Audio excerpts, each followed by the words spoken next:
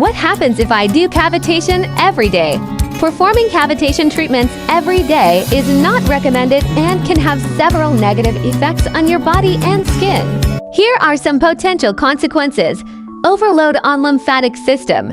Cavitation works by breaking down fat cells, which are then processed and eliminated by your body's lymphatic system. Doing treatments too frequently can overwhelm this system, leading to inadequate processing and potential buildup of toxins. Skin irritation and burns. Daily treatments can cause significant skin irritation, including redness, swelling, and even burns.